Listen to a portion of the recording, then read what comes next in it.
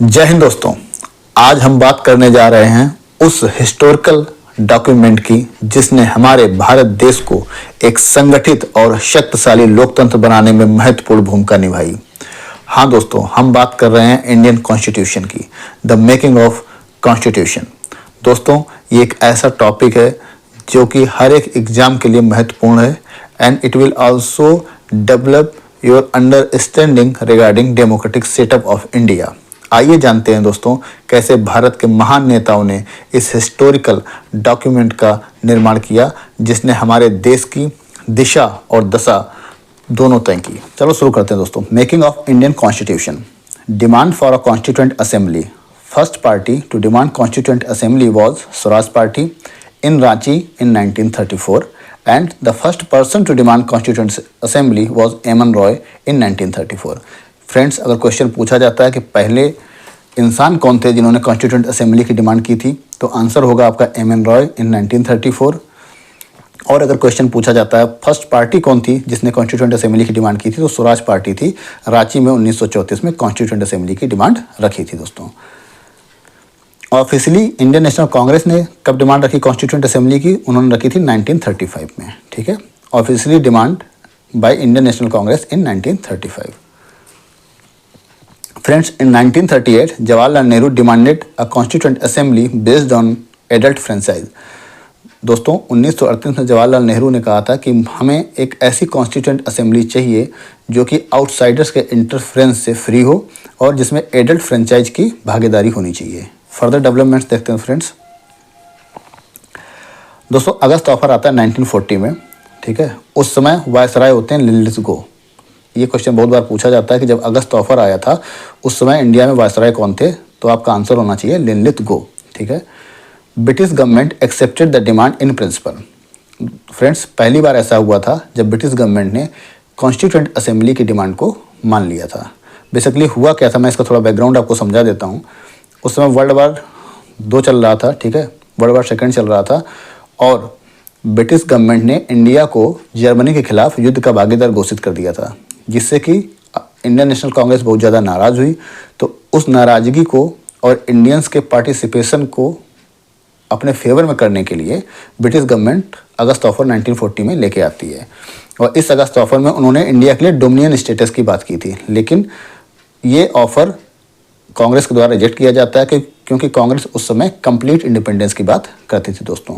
फिर आता है आपका Cripps mission in 1942 with a draft proposal to frame an independent constitution. Question दोस्तों पूछा जाता है कि कॉन्स्टिट्यूएंट असेंबली के लिए ड्राफ्ट प्रपोजल किस समय आया था, तो आया था 1942 में क्रिप्स मिशन के अंतर्गत। ठीक है फ्रेंड्स, इसको भी रिजेक्ट किया गया क्योंकि इसमें भी डोमिनियन स्टेटस की बात की गई थी। अब इसका कुछ फैक्ट्स जान लेते हैं। Cripps mission arrived in India on 24 March 1946 and it published its plan on 16 May 1946। Cripps mission India में आया 24 मार्च 1946 को। इसने अपना प्लान पब्लिश किया 16 मई 1946 को। And friends, Cripps mission rejected idea of 2 constituent assembly.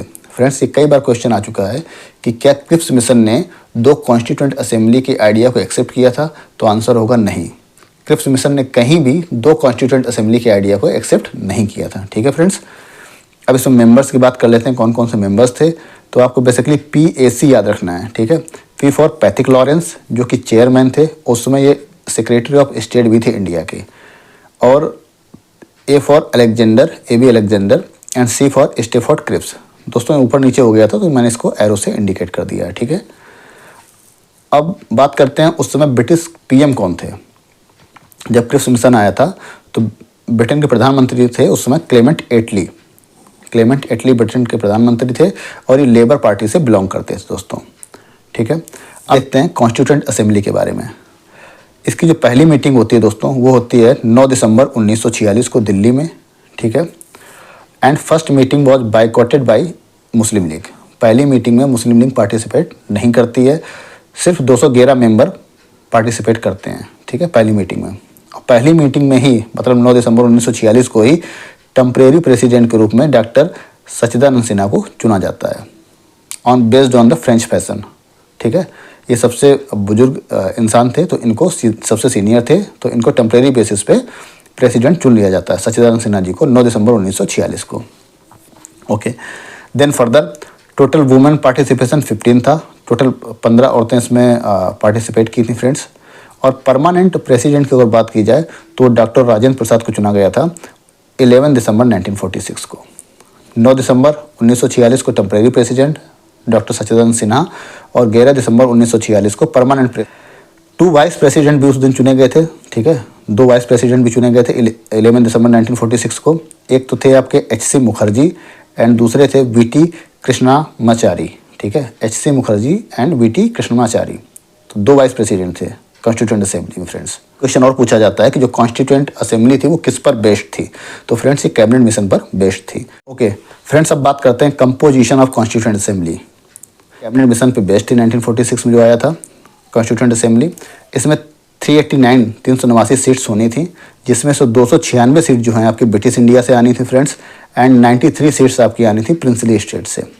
Out of 292 seats जो थी, 292 seats थी वो गवर्नर्स प्रोविंस से आनी थी, ठीक है, गवर्नर्स प्रोविंस से आनी थी। और जो 4 सीट थी, 4 सीट्स वो आनी थी चीफ कमिश्नर्स प्रोविंस से। चीफ कमिश्नर के कौन से 4 वो चीफ कमिश्नर्स प्रोविंस थे, एक तो दिल्ली था, दूसरा अजमेर, तीसरा कुर्ग और चौथा ब्रिटिश बलूचिस्तान। ओके, जो 93 सीट्स आनी थी प्रिंसली स्टेट से, इनको नॉमिनेट किया जाना था friends by heads of their princely state. Princely state के जो उसमें हेड थे उनके द्वारा इनको नॉमिनेट किया जाना था। और जो ये 296 सीट्स थी फ्रेंड्स, इनको इनडायरेक्टली इलेक्ट किया जाना था, ठीक है। Members on seats British India were to indirectly elected by the members of provincial assembly who themselves were elected on limited franchise. Friends, इसका मतलब ये है कि जो 296 सीट्स के जो मेंबर थे, इनको प्रोविंशियल असेंबली के मेंबर्स के द्वारा इनडायरेक्टली इलेक्ट किया गया था, ठीक है। और जो प्रोविंशियल असेंबली के जो मेंबर्स थे वो इलेक्ट हुए थे बेस्ड ऑन लिमिटेड फ्रेंचाइज, जो कि गवर्नमेंट ऑफ इंडिया एक्ट 1935 में आया था, बेस्ड ऑन टैक्स, एजुकेशन और प्रॉपर्टी, ठीक है फ्रेंड्स। नेक्स्ट पॉइंट है princely states member to be nominated by their heads, जो कि मैंने आपको पहले बताया। 10 constituent assembly was partly elected and partly nominated. ये क्वेश्चन पूछा जाता है कि जो कॉन्स्टिट्यूएंट असेंबली थी वो इलेक्टेड थी या नॉमिनेटेड थी या पार्टली इलेक्टेड थी या पार्टली नॉमिनेटेड थी। तो आंसर होगा कि constituent assembly was partly elected and partly nominated, दोनों थी, क्योंकि नॉमिनेट होने थे प्रिंसली स्टेट्स के मेंबर और ब्रिटिश इंडिया के मेंबर्स को इलेक्ट किया जाना था। पॉइंट है 1 seat was allotted on every million population, मतलब 1 सीट के लिए 10 लाख लोगों पर 1 सीट होनी थी, ठीक है। अब फ्रेंड्स इलेक्शन की बात कर लेते हैं। इलेक्शंस जुलाई से अगस्त के बीच 1946 में हेल्ड हुए थे, ठीक है। 296 सीटों पे इलेक्शन हुए थे फ्रेंड्स, क्योंकि प्रिंसली स्टेट्स इसमें पार्टिसिपेट नहीं किए थे, उनकी 93 सीट्स थी तो वो पार्टिसिपेट नहीं किए थे।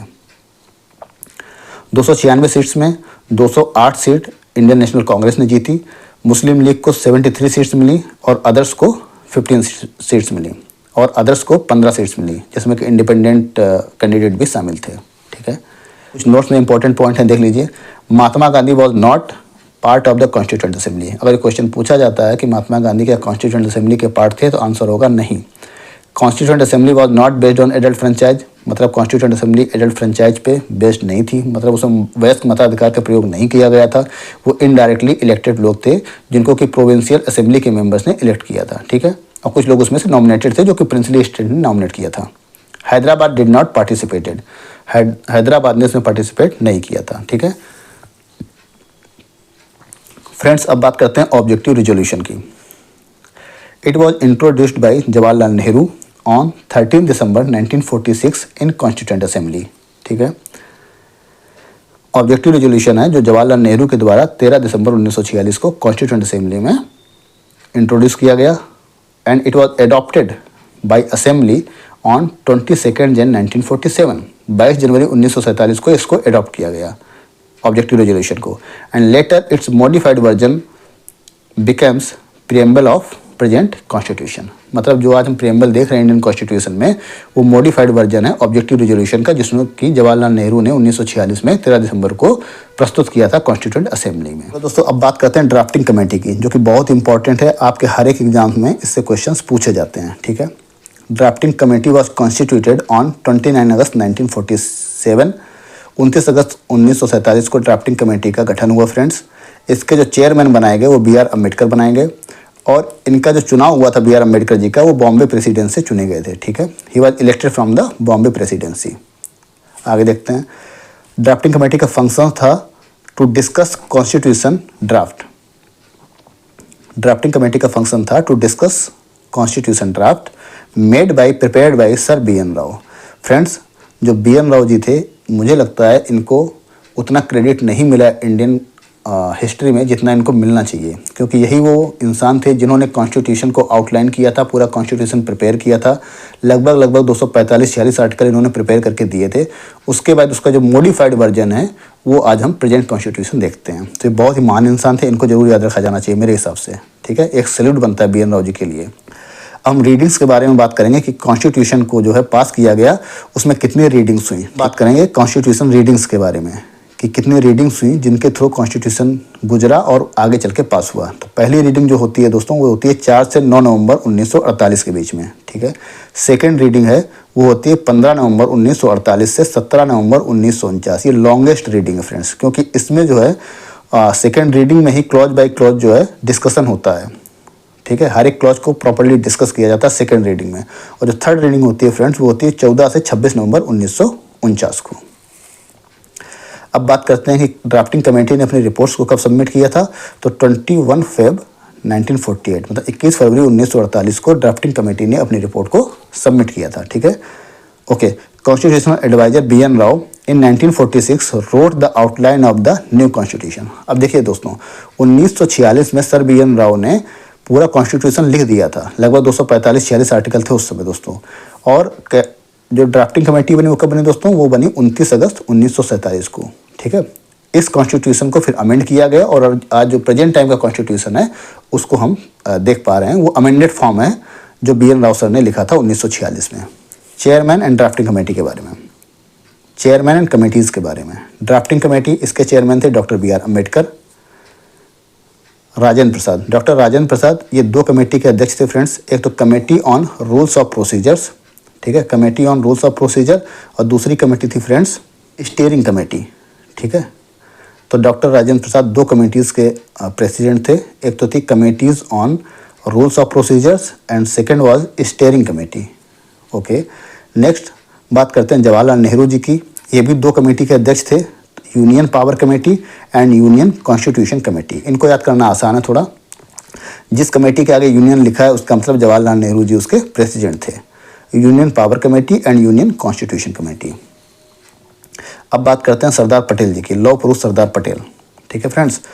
ये थे अध्यक्ष प्रोविंशियल कॉन्स्टिट्यूशन कमेटी के, ठीक है। दूसरे अध्यक्ष थे ये committee on fundamental rights and तीसरी कमेटी के अध्यक्ष थे committee on minorities and trade and excluded areas. तो बेसिकली सरदार पटेल ये तीन कमेटीज़ के अध्यक्ष थे।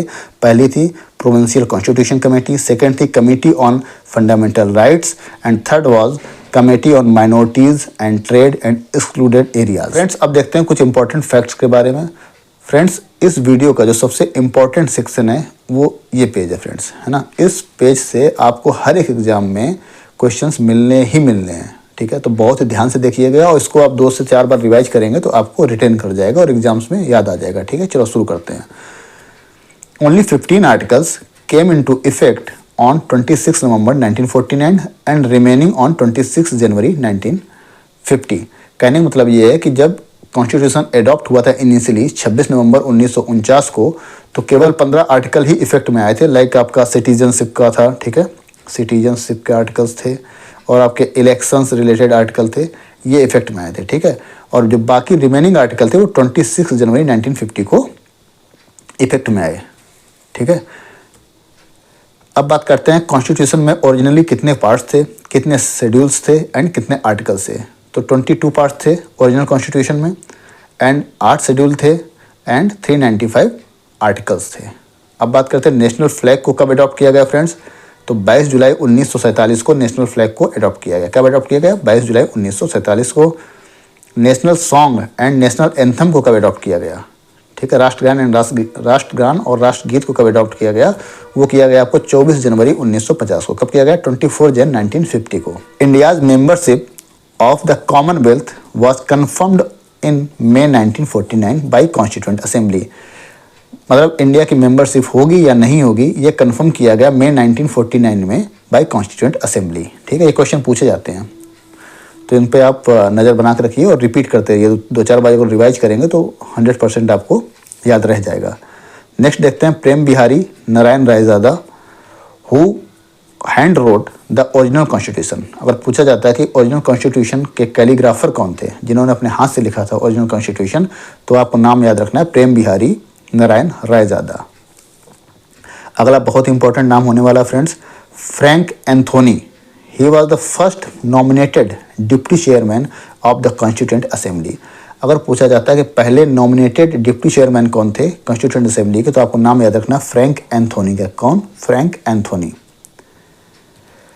नेक्स्ट बहुत इंपॉर्टेंट है कि Nehru presented an objective resolution in 5th meeting. ये तो सबको याद है कि 13 दिसंबर 1946 को नेहरू जी ने ऑब्जेक्टिव रेजोल्यूशन को कॉन्स्टिट्यूएंट असेंबली में प्रस्तुत किया, लेकिन ये बहुत ही कम लोग जानते होंगे कि वो 5वीं मीटिंग थी कॉन्स्टिट्यूएंट असेंबली की और पहला सेशन था जिसमें कि नेहरू जी ने ऑब्जेक्टिव रेजोल्यूशन को पेश किया था। ठीक है फ्रेंड्स, ये याद रखना है। कौन सी मीटिंग थी? 5th मीटिंग थी वो।